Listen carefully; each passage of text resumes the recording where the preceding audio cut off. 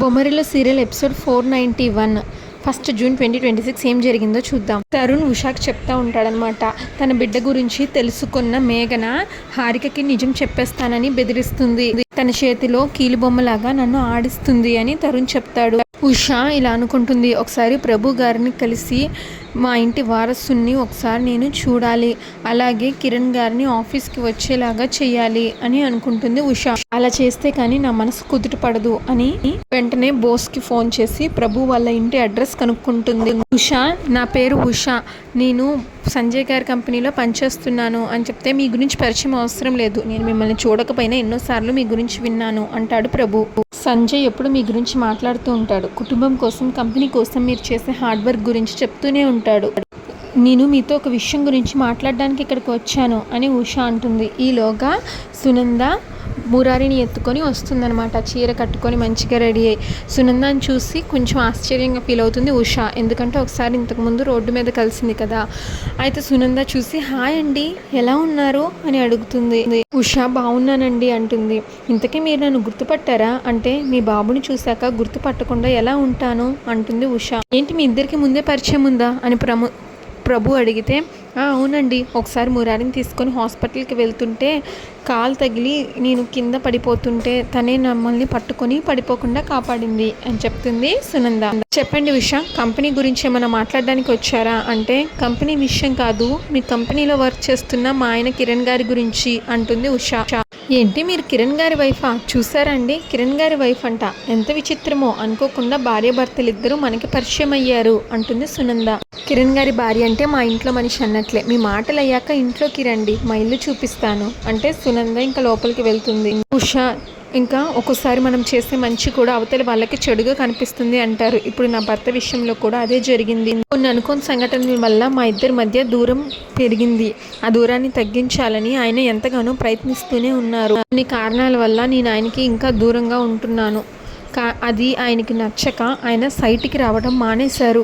అందుకే మీరు ఆయనతో ఒకసారి మాట్లాడి ఆయన్ని ఒప్పించి తిరిగి ఆయన ఎలాగైనా సైట్కి వచ్చేలాగా చెయ్యండి. ఆయన నా భర్త కాబట్టి మిమ్మల్ని ఒప్పించడానికి నేను ఇక్కడికి రాలేదు.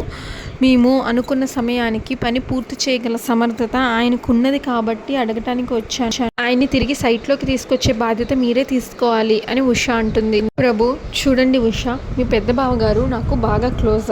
వాడు మీ గురించి నాకు పూర్తిగా చెప్పాడు. ప్రతి దాంపత్యంలోనూ సమస్యలుంటాయి, కానీ మీ సమస్య గురించి మాట్లాడే హక్కు నాకు లేదు. అందుకే మీ కోరిక ప్రకారం కిరణ్ తిరిగి సైట్కి వచ్చేలాగా చేసే బాధ్యత నాది. మీరు నిశ్చింతగా ఉండండి.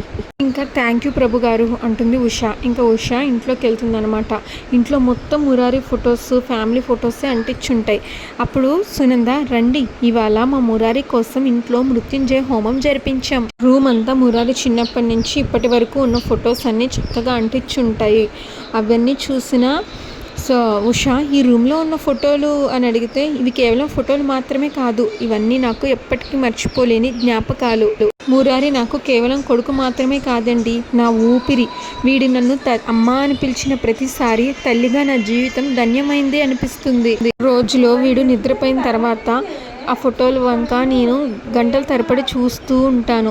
రోజులో వీడు లెగుసున్నప్పుడు వీడి ఆటలు, వీడి చిరునవ్వు, వీడు పడుకున్నప్పుడు ఆ ఫోటోల్లో వాడి చిరునవ్వు, ఇవే నన్ను నడిపించే, బ్రతికించే ఇంధనాలు. మా మురారి గురించి ఒక్క మాటలో చెప్పాలంటే, వీడే నా ఆయుష్, వీడే నా ధైర్యం, వీడే నా సర్వస్వం అంటూ మురారిని ముద్దు పెట్టుకుంటుంది. అప్పుడు ఉషాకి అర్థమవుతుంది అనమాట, సునందాకి మురారి అంటే ఎంత ఇంపార్టెన్సో. ఇంకా నేను వెళ్ళొస్తాను అని ఉషా ఆఫీస్కి బయలుదేరుతుంది. ఉషాకి సునంద అన్న మాటలే గుర్తొస్తూ ఉంటాయి. ఉషా తన మనసులో ఇలా అనుకుంటుంది, హారికక్కకు మురారియే తన బాబు అని నిజం చెప్పకుండా దాచడం నేరమే అయినా ఆ నిజం సునందకు తెలిస్తే సునంద ప్రాణం పోతుంది అని నిజం దాచడం న్యాయమే. ఉషా వెళ్తున్న కార్ని ఎవరైతే ఆ బాబుని మార్చేశారో, మురారిని మార్చేసిన నర్సు ఆపండి అని కారుకి అడ్డం పడుతుంది. డ్రైవర్ ఆపితే ఎవరది అని ఉషా అడిగితే, మేడం ప్లీజ్ మేడం, నేను అర్జెంటుగా ఈ ట్యాబ్లెట్స్ తీసుకొని ఇంటికి వెళ్ళాలి, ఎవ్వరు ఎంత క్యాబ్ బుక్ చేసినా బుక్ అవ్వట్లేదు ఈ ఏరియాలో, ప్లీజ్ మేడం అని బతిమాలుతుంది ఆ నర్సు. ప్లీజ్ మేడం, నన్ను కొద్దిగా మా ఇంటి దగ్గర డ్రాప్ చేస్తారా ప్లీజ్ మేడం అంటే, సరే కూర్చోండి డ్రాప్ చేస్తాము అంటుంది ఉషా. ఆ ఆ అమ్మాయిని గమనిస్తూ ఉంటుంది ఉష. చేతి మీద శ్రీరామ అని టాటూ ఉంటుంది. అందరూ స్టైల్ కోసం ఏవేవో టాటూలు వేయించుకుంటాను. ఈ రోజుల్లో మీరు దేవుడి పేరు పచ్చబొట్టుగా వేయించుకున్నారు, చాలా బాగుంది అంటుంది ఉష. అప్పుడు చేసిన పాపం కడుక్కోవడానికి నిరంతరం ఆ దేవుణ్ణి తలుచుకుంటూ ఉండాలని ఈ టాటూ వేయించుకున్నాను మేడం అంటుంది ఆ నర్స్. ఎందుకు అంత బాధపడుతున్నారు? అంత పెద్ద పాపం ఏం చేశావు అని అడుగుతుంది ఉష. చేశాను మేడం, చాలా పెద్ద పాపం చేశాను, అందువల్లే ఈరోజు మా నాన్నగారు చావు బతుకుల్లో ఉన్నారు అని బాధపడుతుంది ఆ నర్స్. వాళ్ళు ఇల్లు వచ్చాక ఇక్కడే మా ఇల్లు, కారాపండి మేడం అంటే ఆపుతారు. నేను ఇక్కడే ఉంటాను మేడం, డ్రాప్ చేసినందుకు చాలా థ్యాంక్స్ అని చెప్పి వెళ్ళిపోతుంది ఆ నర్స్. మేఘన సంజయ్కి కాల్ చేస్తుంది. సంజయ్ వర్క్ ఏదో చేసుకుంటాడు తేజ కన్స్ట్రక్షన్స్లో. కంపెనీ కోసం తిరిగి ఆఫీస్కి వెళ్ళినందుకు చాలా థ్యాంక్స్ సంజయ్ అంటే, చూడు మేఘన, నేను ఆఫీస్కి వెళ్ళింది నీ కోసం కాదు, కంపెనీని నమ్ముకొని బతుకుతున్న వేలాది మంది కార్మికుల కోసం, వాళ్ళ భవిష్యత్తు కోసం. అంటే ఏదైతేనే నువ్వు ఆఫీస్కి వెళ్ళావు, నాకు అది చాలు. నేను ఈ విషయం ఇప్పుడే బ్యాంక్ మేనేజర్ రాజేంద్ర గారికి కాల్ చేసి చెప్తాను. బ్యాంక్ మేనేజర్కి కాల్ చేస్తుంది మేఘన. చెప్పండి మేఘన గారు అంటే, కంపెనీ చేజారిపోకుండా ఉండాలి అంటే సంజయ్ చేత షూరిటీ సంతకం పెట్టించాలి అన్నారు. ఇప్పుడు నిన్న భర్త సంజయ్ని ఎండి సీట్లో కూర్చోబెట్టాను. మీరు చెప్పిన ఓవర్ డ్రాఫ్ట్ని రీపే చేయడానికి మీరు నాకు 6 నెలల టైం ఇచ్చి తీరాలి అని చెప్తుంది మేఘన. ఇప్పుడు ఆ బ్యాంక్ మేనేజర్, ఆ ప్లేస్లో సంజయ్ గారు ఎండీగా కూర్చున్నట్లయితే మీరు ఆ లోన్ రీపే చేయడానికి కూడా పెద్దగా టెన్షన్ పడాల్సిన అవసరం లేదు, ఎందుకంటే he can manage everything. Okay ఉంటాను అని పెట్టేస్తాడు. మేఘన మనసులో ఇలా అనుకుంటుంది, సంజయ్ నీ మీద చాలా మందికి చాలా మంచి ఇంప్రెషన్ ఉంది అప్పో అనుకుంటుంది. ప్రభు సంజయ్కి కాల్ చేస్తాడు. చెప్పు ప్రభు అని సంజయ్ అంటే, నీ మరదలు ఉష మా ఇంటికి వచ్చింది. మీ ఇంటికి వచ్చిందా? ఎందుకురా అంటే, ఆఫీస్కి రావడం మానేసిన కిరణ్ని తిరిగి వర్క్లోకి వచ్చేలాగా ఎలాగైనా రిక్వెస్ట్ చేయమని నన్ను రిక్వెస్ట్ చేసింది. అయితే నువ్వు కిరణ్ని తిరిగి ఆఫీస్లో జాయిన్ అవ్వమని చెప్తావా అని అడుగుతాడు సంజయ్. ఖచ్చితంగా చెప్తాను, తిరిగి ఆఫీస్లో జాయిన్ చేస్తాను కూడా, థ్యాంక్ యూ రా అని సంజయ్ అంటే, సరేరా అని ప్రభు కాల్ పెట్టేస్తాడు. ఇక ప్రభు కిరణ్ వాళ్ళ ఇంటికి వెళ్తాడు. సైట్కి వెళ్ళకూడదు అన్న నీ ఆలోచనని నేను కాదన్ను, కానీ ఆ ప్రాజెక్ట్ నువ్వు డీల్ చేసిన పద్ధతిని, ఆ విధానాన్ని మళ్ళీ వేరెవరు మ్యాచ్ చేయలేరేమో అని నేను అనుకుంటున్నాను అంటాడు ప్రభు. అందుకే ఒక విషయం అడుగుదాం అనుకుంటున్నాను ప్రభు అంటే, ఏంటది అంటాడు. సైట్కి వెళ్ళకూడదు అనుకున్న నీ ఆలోచన గురించి మళ్ళీ ఒకసారి ఆలోచిస్తావా అంటాడు ప్రభు. నీ వర్క్ ఎఫిషియన్సీతో తప్ప ఆ ప్రాజెక్ట్ వేరెవరితోనూ పూర్తి కాదు, ఎవరైనా సరే నీ పొజిషన్ని మ్యాచ్ చేయలేరేమో అనిపిస్తుంది.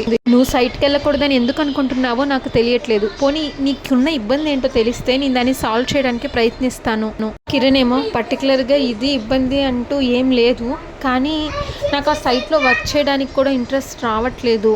అప్పుడు ప్రభు, చూడు కిరణ్, మనం టేక్ ఓవర్ చేసిన ఈ కంపెనీ గవర్నమెంట్ ప్రాజెక్ట్ మనకి కంపెనీకి ఒక పెద్ద ఛాలెంజ్ లాంటిది. ఇది ఎలాగైనా సరే మన కంపెనీని ప్రాజెక్ట్ని సక్సెస్ చేయాలనేది మనం పెట్టుకున్న ఫస్ట్ టార్గెట్. ఇప్పుడు ఆ టార్గెట్ రీచ్ అవ్వాలి అంటే నువ్వు నాకు సపోర్ట్గా నిలబడి సైట్ పని పూర్తి చేయాలి. నేను నిన్ను ఫోర్స్ చేసి వెళ్ళమనట్లేదు, నీకు ఇష్టమైతేనే వెళ్ళమని రిక్వెస్ట్ చేస్తున్నాను అంటాడు ప్రభు. ఈ డెసిషన్ ఏంటి అనేది ఆలోచించుకుని చెప్పు కిరణ్, నేను ఇంకా బయలుదేరుతాను అని ప్రభు వెళ్తాడు. ఇంకా తరుణ్తో ఉష అంటుంది, ఈవినింగ్ ఈరోజు ఒక అఫీషియల్ పని మీద నేను ప్రభు వాళ్ళ ఇంటికి వెళ్ళాను. అక్కడ ఈ ఇంటి తొలి వారసుడు మురారిని చూశాను. ఎత్తుకుని మన ఇంటికి తీసుకొచ్చి ఇంటి తొలి వారసుడు అని పరిచయం చేయాలనిపించింది, కానీ సునందని తన తల్లి ప్రేమని చూశాక నేను ఆ పని చేయలేకపోయాను. ప్రపంచంలో ఏ తల్లి ఏ బిడ్డ మీద చూపించినంత ప్రేమ చూపిస్తుంది ఆ సునందన్ కూడా. అవును ఉష, ఆ సునంద మురారి మీద పెంచుకున్న ప్రేమ మన చేతుల్ని కట్టిపడేస్తుంది, మన అడుగుని ముందుకు పడకుండా చేస్తుంది. అందుకే మురారి నా కొడుకు అని నిజం తెలిసినా కూడా ఒక తండ్రిగా నేనేమీ చేయలేకపోతున్నా, హరికని మోసం చేస్తున్నాను అని నా మనసు చెప్తున్నా ఆ బాధని మౌనంగా భరిస్తున్నాను, శిక్షణం నరకం అనుభవిస్తున్నాను అని తరుణ్ అంటే, నేను మీ బాధను అర్థం చేసుకోగలను బావగారు. మీరు చెప్పినట్లు సునంద తన కొడుకు మీద పెంచుకున్న ప్రేమే మన చేతుల్ని కట్టిపడేస్తుంది, మీ బిడ్డను మీ దగ్గరకు తెచ్చుకోకుండా ఆపుతుంది. సునంద 4 బిడ్డలను పురిట్లోనే పోగొట్టుకుందంట, అందుకే 5వ బిడ్డైన మురారిని ప్రాణం కంటే ఎక్కువగా ప్రేమిస్తుంది. ఇప్పుడు ఆ మురారి తన సొంత బిడ్డ కాదు అని తెలిస్తే ఆ సునంద తన ప్రాణాలని వదిలేస్తుంది. అలా అని హారిక అక్కను మోసం చేయడం కూడా కరెక్ట్ కాదు అంటుంది ఉష. ఈలోగా హారిక వస్తుంది వెనక నుంచి. పరిస్థితుల్లో ఒక తల్లికి న్యాయం చేయాలి అని చూస్తే తెలియకుండానే ఇంకో తల్లికి అన్యాయం చేసిన వాళ్ళం అవుతాం బావగారు అంటుంది ఉష. హారిక వచ్చి ఏంటి బావమరదలు ఏదో సీక్రెట్స్ మాట్లాడుకుంటున్నట్టున్నారు, నా గురించేనా అంటుంది. తరుణ్ మా మధ్య సీక్రెట్స్ ఏముంటాయి, అది కూడా నీ గురించి, జస్ట్ మామూలుగా మాట్లాడుకుంటున్నాం అంతే అంటాడు. ఉషా లేదక్క, తరుణ్ బావ గారు అబద్ధం చెప్తున్నారు, మేము మాట్లాడుకుంటుంది నీ గురించే అని చెప్తుంది. నీ గురించి ఒక విషయంలో బావగారు చాలా బాధపడుతున్నారు, అది నీకు ఎలా చెప్పాలో అర్థం కాక సతమతం అవుతున్నారు. ఏంటి ఉషా నువ్వు మాట్లాడేది, నాకు సరిగ్గా అర్థం కావట్లేదు అంటుంది హారిక. అప్పుడు ఉషా అవునక్క, నువ్వు నీ బిడ్డ బతికున్నాడు అని ఆలోచిస్తూ ప్రతి క్షణం వేదనను భరిస్తూ దాని గురించి తరుణ్ బావ గారు ఎంత బాధపడుతున్నారో తెలుసా అంటుంది ఉషా. అంతటితో ఈ ఎపిసోడ్ పూర్తవుతుంది. నెక్స్ట్ ఎపిసోడ్ ప్రోమోలో మురారిని తీసుకొని ప్రభు సునంద కారులో సంతోషంగా ఎక్కడో బయటికి వెళ్తుంటే గబుక్కున యాక్సిడెంట్ జరుగుతుంది. సునంద మురారిని గట్టిగా వెనక్కి పట్టుకుని తన ఎదురుంటుంది. ఆ విషయం ఫోన్ చేసి హారికకి ఎవరో చెప్తారు. ఇంకా ఇంట్లో అందరినీ పిలిచి ప్రభు సునంద వాళ్ళ కార్కి యాక్సిడెంట్ అయిందంట, ఆ కార్లో మురారి కూడా ఉన్నాడంట అని చెప్తుంది. అందరూ షాక్ అవుతారు, వాళ్ళ కార్కి యాక్సిడెంట్ అయిందంటే. బొమ్మరిల్లు సీరియల్ రెగ్యులర్ ఎపిసోడ్ కోసం మా ఛానల్ని సబ్స్క్రైబ్ చేసుకోండి. ఈ ఎపిసోడ్ పైన మీ అభిప్రాయాన్ని తప్పకుండా కామెంట్ చేయండి. Thanks for watching.